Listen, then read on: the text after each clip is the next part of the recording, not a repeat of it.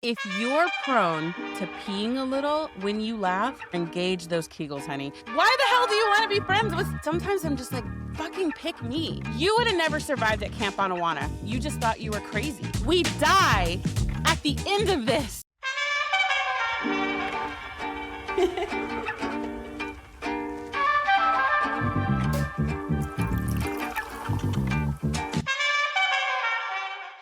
Hey, you guys, welcome back to Forties Unfiltered, where I, Brandy Lynn, process my midlife crisis out loud in real time because therapy is only an hour and that is simply not enough. Y'all, we're back in the dressing room. How do we feel after episode 1? Huh? Are we good?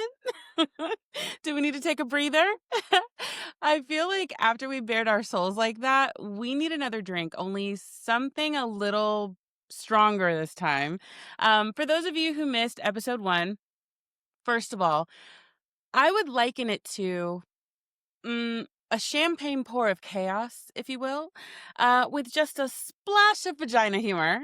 And I highly recommend that you go back and listen to it. Or you can catch it on YouTube if you like to watch. I don't judge. But if you haven't listened to the first episode and you're just jumping in here on episode 2, you have honestly got to be the most evolved humans on the planet. I mean, if the apocalypse happens, clearly you're going to save us all because the level of discipline that it takes to jump in headfirst to something without knowing every single detail about every single thing is literally a level of maturity to which I could only hope to ascend. Honestly, I can't even watch the sequel to a movie without seeing the first one. It doesn't matter if it's been decades between films or if everyone swears that it can stand on its own and it totally deviates from the origin story. Like my brain short circuits. If I don't recognize every single Easter egg and every single inside joke, I will go down 3 rabbit holes and a side tunnel until I know every single thing about every single thing, or I simply cannot be okay. I mean, but hey, that's just me. Anyway, in last week's episode, we talked about an email that I sent to Stassi Schroeder over a decade ago, which was a great exercise in self-deprecation, if I do say so myself. And now we're back here again with yet another email of humiliation that my younger self sent to this poor innocent woman. Oh, and I also quit my 6-figure job and set fire to my entire life without a plan. So, just another casual Tuesday. For those of you who may not know, back in the Vanderpump days, Stassi had 2 best friends, Kristen and Katie, and the 3 of them called themselves the Witches of WeHo, which was short for Witches of West Hollywood. I always actually thought that that name was equal parts incredibly cheesy and on the nose, but also really adorable. So together they get their first major brand deal with a wine carrier, and they launched a wine called Witches of WeHo Potion Number 1, obviously. And when I was preparing for this podcast, I remembered that years ago, I think around like 2019 or something, I made a YouTube video of me tasting their wine for the very first time. I've since deleted that video for absolutely no reason, which is a shame because it was such a cute video. And I wish I had it up here to prove my point. I got visibly tipsy halfway through filming because I'm a lightweight. I don't think I've ever mentioned that, but yeah, I'm definitely a lightweight. And I kept trying to decide if I liked it. And I'm over here like, I taste notes of this and it sits on the palate like that, as if I'm some kind of like a well-bred sommelier, which of course meant drinking multiple times. And so after multiple takes, half the bottle was gone. And the big punchline was, well, I guess I liked it. But it was so stupid.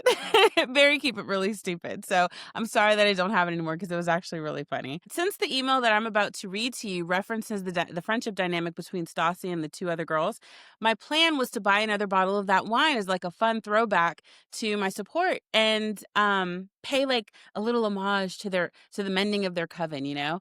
So I went back to find it, but then I realized something I think I already knew, which is that Stassi's not even a part of that wine deal anymore. I mean, they still make it, but she doesn't have anything to do with it.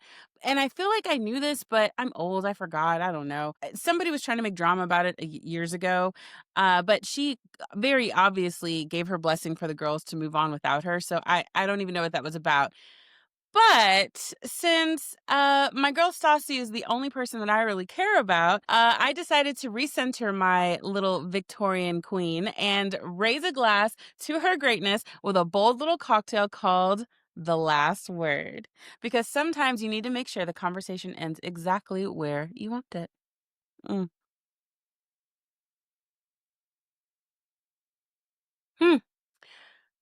Oh, wow. That was my first time tasting it. I made it and I hadn't tried it yet, and it's actually pretty good. I was nervous because, that green chartreuse is, like, so hard to find, and I didn't know exactly what I was going to do, but I did find an excellent substitute. You can find today's drink recipe over on my website, fortiesunfiltered.com, and while you're there, I've got a link to the video version of this episode on YouTube, so if you'd rather watch my embarrassment live, you can do that too. But my favorite part is that there's also an area where you can interact with me. So please tell me your own unhinged story, vent about something ridiculous in your life right now, or just say hi. I don't even care because I just want to talk to you. You can even leave me a voice note if you want, and who knows, you might end up right here on the next episode, which would be really cool. Mm. Ooh, it's spicy. Oh, I like that. So, about 2 months after being left on red by Stassi the first time, I was undeterred. Still a diehard Stassi stan, still watching Vanderpump Rules. So let me be real here. It's been 10 years, y'all. Like, I don't fucking know what was going on in the show back then, okay? Like, I did not go back and crisscross applesauce to figure out the date from the email that I sent and compare it to when the episodes came out and figure out why I was really so pissed off. I have no idea. That actually kind of makes reading this email just a little bit more fun.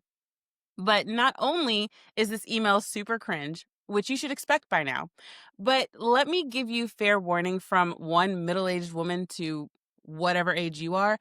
If you're prone to peeing a little when you laugh, now is the time to either go to the bathroom or engage those Kegels, honey, because I'm telling you, this email is hilarious. You are definitely going to relish in the psychosis I was clearly experiencing. Okay. So I'm not even going to make you wait. Here we go. Let me pull this thing up. Oof, girl. All right. So, Monday, February 8th, 2016, 11:04 p.m. Subject: Oh, please. All right. So, we begin. Hey, doll. If you know, you know. I'm watching Vanderpump Rules and I'm really pissed off. I started to email you about this last week, but I stopped because I know you hate girls bad mouthing other girls, and because you simply didn't respond to my last email, and I didn't really want to be needy if you didn't want to respond again. However, I am 17 minutes and 26 seconds into tonight's episode, and I'm getting so angry I'm about to explode. So here it goes. Oh, Jesus. Let's take a drink to that. Mm, I already can't with myself. In all caps, why the hell do you want to be friends with Katie again? There, I finally said it. Seriously, with every negative thing she said about you and how she's over your friendship, all I can think about is, in quotes, really, girlfriend? Oh, God. It's like when Cynthia Bailey and Nene Leakes stopped being friends, and Cynthia tried to act like she was all big and bad all of a sudden. It was awkward and uncomfortable for all of us because no one could take her seriously. I'm not even a Nene fan, but you get my point. The sidekick never becomes the leading lady because her sheer chemical makeup, she is a second banana. That's just how it is. When's the last time you heard Judy Greer star as a lead in a movie? Exactly my point. Okay, somebody just caught strays, and I'm going to address it right now. Listen, all right? First of all, this is going to sound a little fucked up because I will be honest. When I went back and I read this email, I could not remember who the fuck Judy Greer was. I'm not going to lie. I could not remember, which I understand underscores my point. Like, the irony is not lost on me, okay? But when I tell you, I absolutely had to go back and look up who this woman was. However, let me just tell you that Judy put some respect on my name Greer is the literal epitome of Google me, bitch. Like, she's been in all the movies. Like, name a movie, she's probably been in it. Like, her IMDb is long, honey. Do you hear me? Like, Mama's been getting her coins for quite some time. Like, if you see her face, you'll immediately recognize her and it'll take you back to like insert nostalgic movie here type vibes. Do you know what I mean? Like, I was an asshole for even mentioning her like that. So I just want to say she deserves all of her flowers because honestly, in a couple of those movies, Girlfriend is doing a lot of heavy lifting for some of those big name people who cannot act for shit. So just had to put that out there. All right. Back to my paragraph. Katie is a side piece. That's all she'll ever be. There's nothing wrong with that. Oh, God. Oh, God. Here we go. But chicks need to know their role in reality and on reality TV. You mess it up for everyone when you start thinking you're the star because you didn't know what the F you're doing. Hence,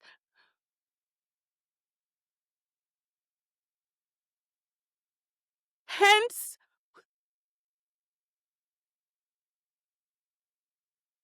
y'all, I'm sorry.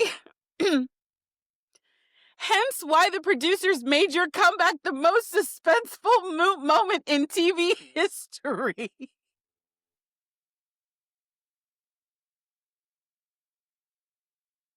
In all of TV history. Oh my God, I'm doing the fucking most. Ooh, all right. You had legit reasons to stop being friends with her, and now she's some kind of it girl because her lame boyfriend put a ring on it and she wrote a blog. Side note, let me just say, I never actually saw her blog, but it was called Pucker and Pout, and I don't know if she still has it, but I have always thought that was like the cutest, coolest name. Like she should have had some kind of like beauty brand by now. I mean, like that name alone was like pretty epic. Anyway, back to my madness. All right. Blah blah blah blah blah blah. Wrote a blog. Okay. Are you kidding me? All right. Gotta stop again. Hindsight is 2020, and I won't even say when you know better, you do better because I think I'm sure I knew better back then. But the next one, two, three sentences are just way too inappropriate to even repeat. So I want to put out there because this whole podcast is about me and my evolution and changing my life and all the things. Like this is not about this is not just a snide way for me to take, shots at somebody for absolutely no reason. So I'm going to skip over those. So if you're watching this, you're going to see that those are going to be marked out cuz they're gross and stupid. Anyway, which should tell you how bad it is because here is what I did say or what I am willing to read. She has the personality of a wet blanket. Her voice sounds like nails on a chalkboard. She's whiny in the most annoying way. And above all, she's a disloyal biatch. Were we saying biatch in 2019? Like, I feel like that was played out even back then. But you're supposed to be the bad guy?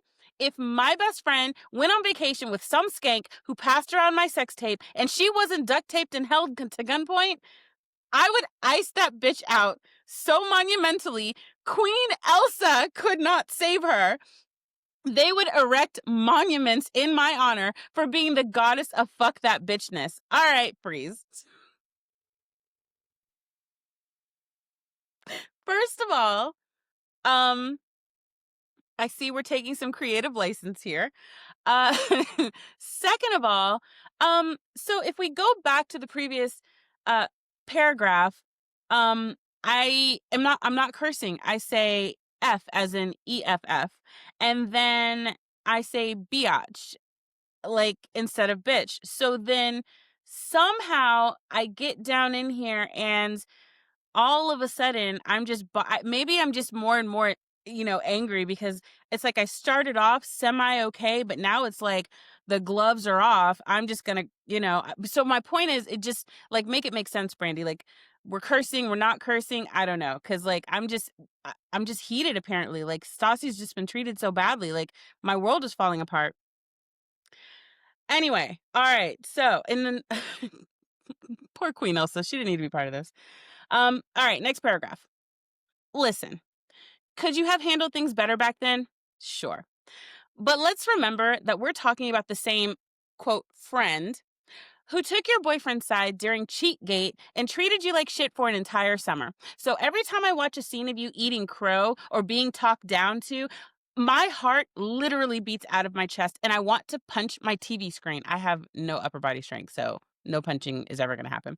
Um, I cannot believe the heat that you are taking, and I'm almost mad at you for letting people treat you like this. You're not, oh God.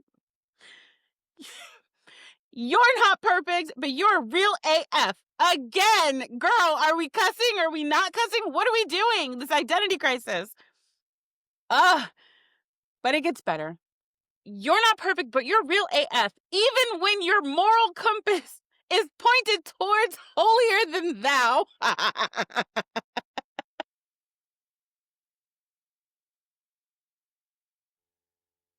Like, I mean, listen, like, you got to give it to me.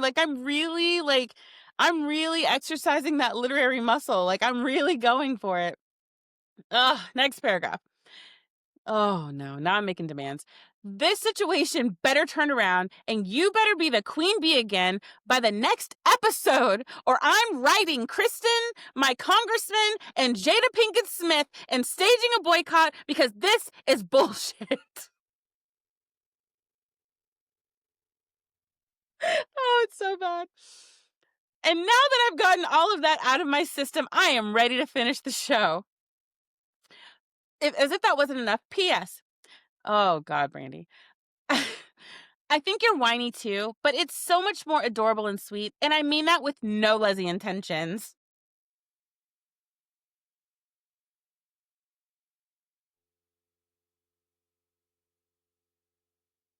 Love always, Brandy.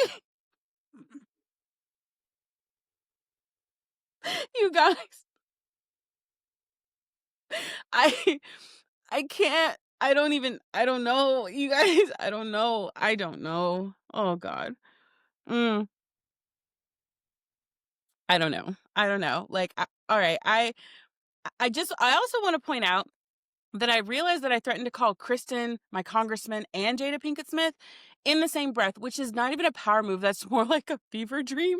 Um, I, I don't. First of all, I'm sure that I'm talking about Kristen as in the third person in the Witches of WeHo, but like, why would I be involving her? Because if I remember, they all had beef, but then also, J- I don't know where the Jada Pinkett Smith came from. Like, no shade to her, but like, I'm not like some fan. Like I don't even know. Like maybe I did think about this when I was preparing for the podcast. Perhaps it was like the height of red table talk, and maybe that's why I mentioned her. Like I'm gonna tell Jada because we're gonna figure this out at the red table. Like I don't know. I just want to I just want to say that I know that it's psychotic, and I'm so sorry. Anyway, that as insane as that email was, a decade later, I can't even lie, I still stand behind most of what Baby Brandy was attempting to say. Because let's be real, everybody can't be Kim, right? Like somebody's got to be Larsa, and we all know it. Like, let's be honest. But here's the thing. When I sat back and reflected on this email, I mean, it's clear as day that it's really not about Stassi or Katie or Kristen or any of their friends. I was clearly triggered, right? Like, yeah, I was trying to get Stassi's attention and I went a little overboard with some of the ridiculousness in the email, a lot of the ridiculousness in the email. But at this stage of my life, looking back, there's clearly a passion there that really, really needs to be addressed, right? So I was thinking it over and I kind of realized that it had a lot to do with watching someone go right back to a person who was total trash to them, like, and not because that person had changed or had done any self-reflection or sincerely had lamented the situation, but because it was socially easier for everyone else. And no one wants to be the person that, you know, breaks up the friend group or makes people have to pick sides, you know? And that happens in real life all the time. And like, hey, like seriously, I get it. But sometimes I'm just like, fucking pick me. Like, you know what I mean? You might not be able to go to the damn baby shower or the picnic or whatever, but like, you can't honor our relationship more than your social calendar? Seriously? Like, I get that it can be hard for people because as somebody who doesn't have a huge social network, you know, see, I don't even have people who are inviting me to all the things. Like, I do sometimes wish that I had a larger social group where I was constantly getting invited, to this and that and the other. But everyone knows that close friendships are so hard to find, and those relationships are developed like over time, and it takes care.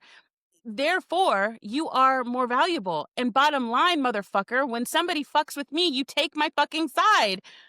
This is not hard. Have some grace for me if I didn't handle my mistreatment perfectly enough, in the situation. But dude, stand by me for like a hot minute. Can we do that for just a second before you start bitching and whining about not getting to go to the fucking beach party? Like, you're joking, right? Like, your FOMO is more important to you than the longevity of our relationship. Like, that to me is insane. Like, I can't even. Like, and that's what I felt like she was going through. And I totally identified. Mm. And when I really sit and think about it, what really, really made me so mad, which still makes me mad to this day, is that it comes down to two things: lack of accountability and performative love. So, there's this joke about therapy that everything wrong with you is because of your mother. And in my case, it's 1,000% true. Okay. Um, when I was growing up, my mom centered herself in everything. I wasn't Brandy with my own interests and my own desires. I was my mother's daughter, right? And what goes on in this house stays in this house. And I better not embarrass her, like that sort of thing. I'm sure that some of you have really can understand because you can relate, right? I never understood where this came from, but she literally never, ever took my side. Like, I will never forget when I was younger, some girl jumped me at the bus stop, like me. And I barely knew this girl. Like, I only knew her because she rides the same bus as me. So to this day, I honestly have no idea what happened or even why she did this. Like, and so I go home and I tell my mom, and she takes me over to the girl's house and we talk to the other girl's mom because, this is the 90s and we spoke to people face to face. We didn't take it to the gram. Anyway, so we get over there, and the other girl's mom very, very clearly very clearly acknowledges that her daughter was wrong, but was absolutely on her child's side. 1,000% on her child's side. Like, you could tell she was not supporting what her daughter had done, but her default was that there had to be a reason. And I vividly remember picking up on this. As soon as the woman started talking, I kept thinking, this is amazing. The girl is in trouble, but is also not in trouble. Like, it was almost confusing for me. And so both of our moms kept asking her, like, why would you hit Brandy? Like, did something happen? Like, what's going on?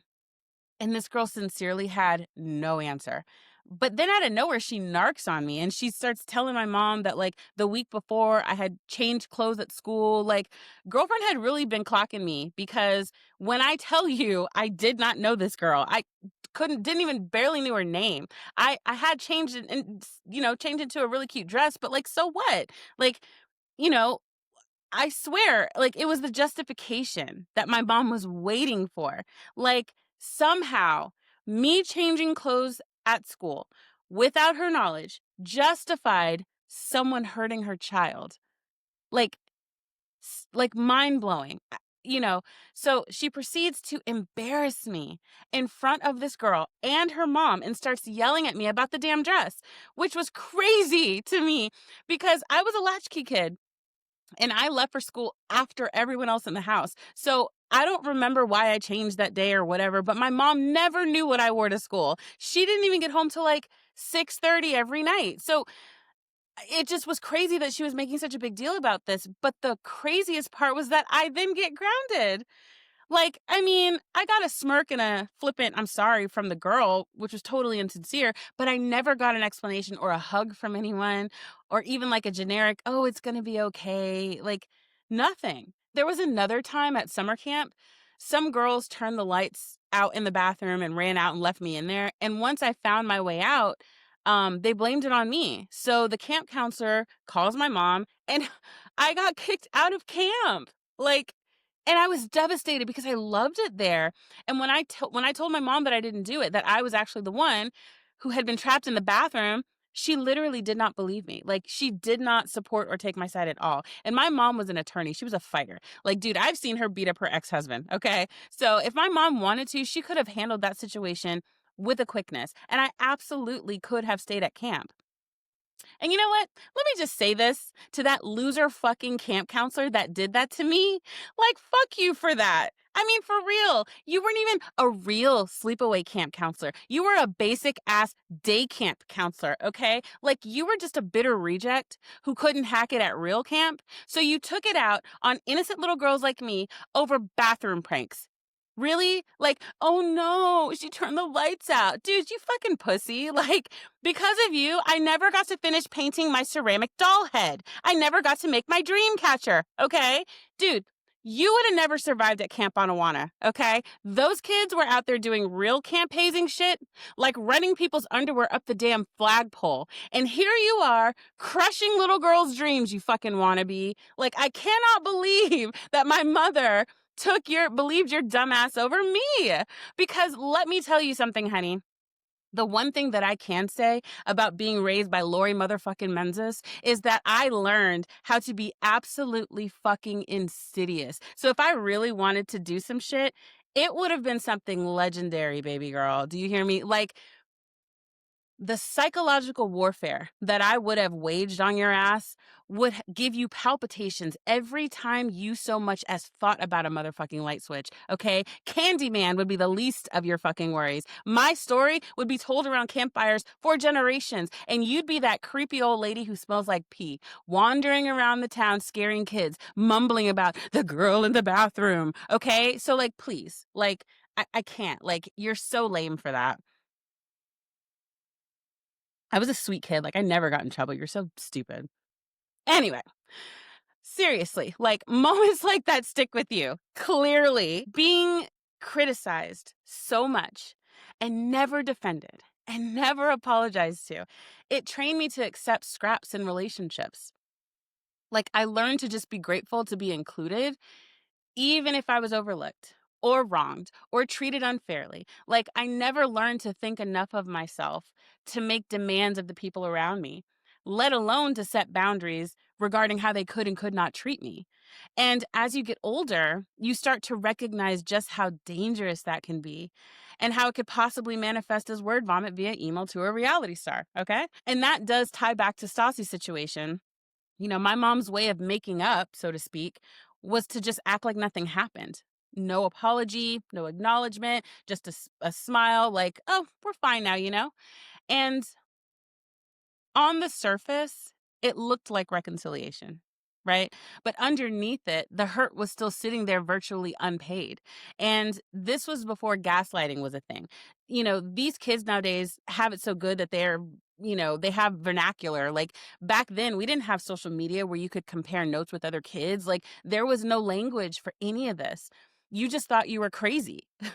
You'd start wondering what was wrong with you, and you internalize it because everyone else seems to be moving along like nothing ever happened. And you're standing there like, hold the fuck up. Like, did I miss a step? Like, what's happening here? So that's the danger of being the person who actually sees what's going on. You end up constantly doubting yourself instead of recognizing the manipulation for what it is. And in all honesty, again, I didn't go back and rewatch the dang episode, okay? So I don't really remember all the details about what exactly happened or what led up to it and why people made all the decisions that they made on the show. But one thing that I very clearly remember being upset about was the fact that something so clearly wrong happened to Stassi and people around her treated her like shit. And then when evidence of her wrongdoing comes out, there's no contrition. There's just a hollow oopsies. Okay, let's go party. Like, and that's a reoccurring theme in my life that really, really gets under my skin. I'm telling you, I'm almost convinced that some people can see it in you. They can see the greatness in you that you don't even see. Like, they can see how wonderful you are because they'll take and take and take from you and pretend that they love you and they care about you so much. But really, they just want access to being your friend or your partner or your fill in the blank because you love so well. But the first chance they get, they want to humble you. And that part of me wonders if that's why Stassi's friends iced her out. Because she had always been just slightly more emotionally mature than the rest of them, like from the beginning. Like, yeah, they're all great people and some of them are smarter than others, whatever. But sincerely, if you've ever watched the show, then you know exactly what I mean. From the beginning, even through her brattiest behavior, Stassi had always been like a beat ahead of everybody else. Do you know what I mean? And when you're younger, that can read as, oh, she thinks she's better than us. But as you get older, you realize, no, she could just see things more clearly. She was just more willing to name the wrong thing as wrong. And sometimes people who claim to love you, when given the opportunity, instead of rallying behind you, they'll ally with your bully.